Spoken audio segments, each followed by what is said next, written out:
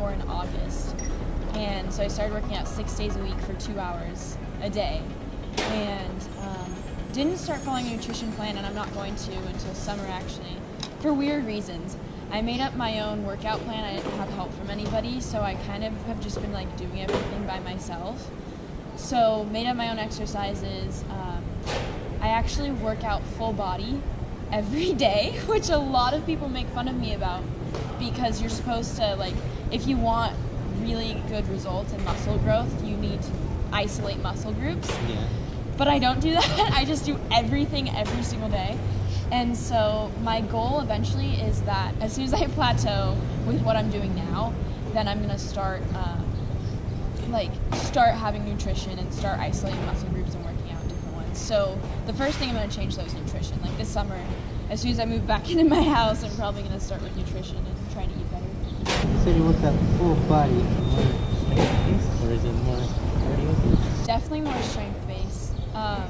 I just started doing cardio last week because I hiked Camelback on Saturday, so I thought that I should probably throw some cardio in so I didn't die on the hike, which helped a little bit, and I didn't die, so at least there's that.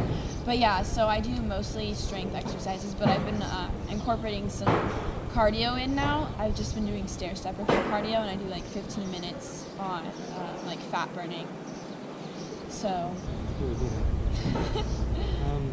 So I know you said you don't have an emphasis on what you're eating right now. One thing I learned in school was it's actually good for you to eat your sweets in the morning.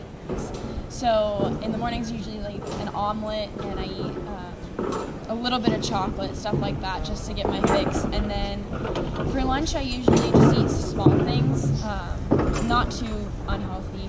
And then for dinner, I eat the same thing every night, which kind of gets old.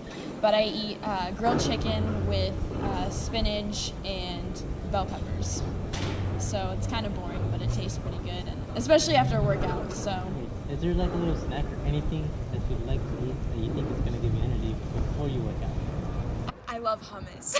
Hummus. There's these little things in the store, and it's like garlic hummus and it comes with like pretzels, and it actually has a lot of protein and fiber and stuff like that. So that gets me energy. So that's a good source, and I think that's it. That's my favorite snack before I work out. A lot of times I'll put off eating, like I did today. I will put off eating lunch for a while because I have it in my head that I'm gonna skip lunch and that I'll totally make it till after my workout. But that's not smart because you need to have food in your stomach when you're working out for energy. But coffee, for sure, I drink a lot of coffee before I work out, and I think that's bad. But also, sometimes I'll eat like a crap ton of protein bars, which like one is fine, but eating a lot is just super bad for you. And then anything like carb-wise, I don't like. Like carbs are good for after workout, but like because you lose glycogen while you're working out, but but carbs before make me feel really heavy. So love meat. So one of my biggest things that I focus on is before workouts I have protein, and then after workouts I have protein and carbs, and I also try to work in veggies. So that's where the chicken comes in to play for protein, and then the greens, and then also I usually have some type of chocolate milk because those are good carbs, and plus it helps me from not binging on ice cream because I get a little bit of chocolate. I do want to continually grow and be in the best shape that I can for as long as I can. Nutrition, the importance of nutrition, but also the importance of happiness, because I don't want to live my life restrained, like too restrained to the point where I'm just eating to be healthy. I like eating healthy, but also being able to enjoy what I eat. So I don't really like restrain myself from eating foods, but I do restrain myself from eating foods at certain times, or like a certain amount of it. Because I definitely support having a pint of Ben & Jerry's ice cream, but after you've had a crazy amount of workouts, and maybe if you've had a stressful day, like that's all in, all in moderation. There you go. I do think that treating yourself is very valuable and key, because if you just restrict yourself from it, then you're gonna binge eventually, and it's gonna be really bad. So if you give yourself a little bit every now and then, that'll be better than in the long run and eating a crap ton of it later. What kind of exercises do you do, and is it all focused on a single goal that you have? I usually do like traditional weightlifting. And you were in the army for a few years. Was there any emphasis they had on nutrition that impacts you till today? Well, when we would eat in a place called a dining facility, and it's basically like just a military cafeteria, just a typical cafeteria, and basically they just wanted to make sure that you got some sort of meat, and then like plenty of carbs. There would be like a lot of like mashed potatoes, rice, sweet potatoes, and then whatever the meat source was. So that could be anything from salmon to steak or chicken. And then they also had a salad bar. So I would try to get some salad in, but it wasn't something that they served with every single meal. To summarize, I would just say that I would definitely try to get enough protein in, because I've had periods of my life where I didn't need as much protein, like for maybe a couple weeks or so, and I definitely noticed like a lot of, especially strength gains, like I couldn't lift as much weight in certain exercises like bench press or squats. So I would definitely say that anyone trying to build muscle and gain strength, make sure you eat plenty of protein if you're doing that. So I don't have a lot of exercise goals, but I do run the running club, and so we just do, we run 5 times a week. I run a lot more than that. I run in the mornings, and then I also run with the running club as well. What I eat myself are just lots of carbs, lots of fruits, whole grains, and then supplement with some sugar to make it taste better. Those are the biggest things. So for what I recommend to my club is to eat a diet that's high in fruits and vegetable intake. That really helps lower inflammation, and so that's really important when recovering from running and from core work and from working the shoulders and back from pull-ups. So vegans, there have been lots of studies that have shown that vegan diet, it creates a nice acid-base balance in the body. So your blood is much, has a lot more nutrients. You don't have to buffer out any of the calcium from your bones because you're already at that basic pH level. Being vegan, it just means that we don't eat meat. So their meats have lots of bad proteins in them. They have lots of carcinogens in them. Studies that show, eggs, 1 egg a day for 15 years is the same thing as smoking 5 cigarettes a day for 15 years. In terms of cardiovascular disease risk, and for runners, our cardiovascular system is what we rely on. So the stronger our heart is, the stronger our veins are, the more blood we can pump through, that's going to be good. So any diet that's good for the heart is also good for endurance exercise. Yeah, so before my morning runs, I just have a few dates. Just about 75 to 100 calories, just really easy, really light, just to get the metabolism going. I've experimented with low carb diets, so I've gone the ketogenic route, and I found that I couldn't do more than 2 or 3 miles in a day. I was really low energy, didn't have that stimulus that you get with carbs. Another thing is with carbohydrates is they don't stop blood flow. That's pretty much everything with running.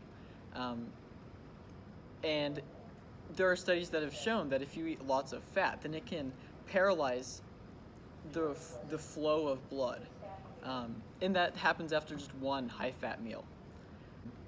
So I've done miles to marathons. I've won both distances and everywhere in between. So I think last October there was the Sparky's 10K challenge. I ran the 5K. I think I won it. Just over 16 minutes. It was really, really hot. So, and then there was a marathon I did back in December, and I won that by about 10 minutes. So, it just goes to show how far nutrition can go, and how much of an impact it has. So, how does one's diet impact his or her performance as an athlete? Okay, that's a great question. So one's diet has a great impact because if you think of the body kind of like a car, the type of fuel that you put in the car determines its performance, right? So we have a fancy sports car. We would then put in premium fuel and expect it to run well. So I, use that analogy for our bodies, that if you're going to put in low quality fuel, so you're going to put in a lot of refined foods or a lot of processed foods, not many fruits and vegetables, you can't expect the outcome to be very good. And so for athletes, it's obvious based on their performance because it could cause them to shave a few seconds off their time if they eat better. They often feel better, feel more energetic. So it has a big impact. How does one's athletic diet vary between, say, a sprinter, bodybuilder, or a long distance runner? Okay, good question. So I would say the fat content doesn't vary as much. The biggest variants are going to be between carbohydrates and protein, but specifically the big key here I think is going to be carbohydrates. So for someone who is doing long distance exercise, they're likely going to need more carbohydrates to fuel them, whereas a bodybuilder, as the other example, they would have a higher intake of protein and probably want to fall on the lower end of what we consider the acceptable range for carbohydrates.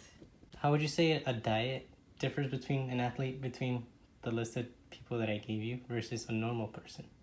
Okay, a normal person. Well, diet as far as calories is probably the biggest difference. So I would like to eat like Michael Phelps does and, wake up to eat food, but if I did that, I wouldn't utilize all that energy. I would gain weight. And so lucky him, right? He gets to wake up and in the middle of the night eat a spaghetti dinner and then go back to bed. So usually like overall fuel needs, protein needs go up because you're burning more body tissues, you're having more muscle breakdown, and then carbohydrates generally are higher. Doesn't mean they shouldn't still have more complex carbohydrates or still have whole grains, high fiber foods, but they get more of them usually.